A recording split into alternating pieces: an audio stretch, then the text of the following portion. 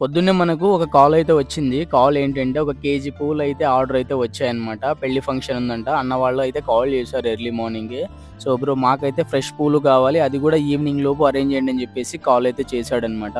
నేను కూడా సర్లే అన్న మీకు అరేంజ్ చేస్తాను. ఒక కేజే కదా అని చెప్పేసి తీసుకున్న ఆర్డరు. ఇక మా వాళ్ళైతే పూలైతే కోస్తా ఉన్నారు. అండ్ కొంతమంది రేట్ల విషయంలోనైతే అడుగుతా ఉన్నారు. రేట్లయితే మీరు బయట దొరికేటువంటి రేట్ల కంటే కూడా కొంచెం మీకు తక్కువగా అయితే వస్తాయండి. అండ్ ఇంకొంతమంది పూలు అమ్ముకొని బిజినెస్ చేసుకునే వాళ్ళైతే నాకు కాల్ చేసి మరి డిఫరెంట్‌గా అయితే మాట్లాడారు. అంటే మా దగ్గర పూలు తీసుకొని బయట జనాలకు అమ్మేవాళ్ళనమాట. వాళ్ళైతే ఏ విధంగా మాట్లాడారంటే, "మీరు రైతులు గదా! మీరు మాకు ఇంకా తక్కువకి ఇవ్వాలి. మినిమమ్ 100-150 రూపీస్ మీరు ఇంకా తక్కువకి ఇవ్వాలి. మేము దళారుల దగ్గర తీసుకోవట్లేదని" చెప్పేసి ఖరాఖండిగా అయితే మాట్లాడుతా ఉన్నారు.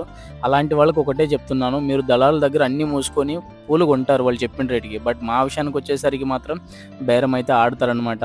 అండ్ అలాంటి వాళ్ళనైతే నేను స్కిప్ చేసేసానండి. అలాంటి ఆర్డర్స్ అయితే తీసుకోవట్లేదు. ఎందుకంటే వాళ్ళతో మాట్లాడడం కూడా టైం వేస్టే. అట్‌లీస్ట్ బయట జనాలకన్నా ఇస్తే వాళ్ళైతే గుర్తుపెట్టుకుంటారు. సో, వాళ్ళ గురించి స్కిప్ చేసేసా నేనైతే.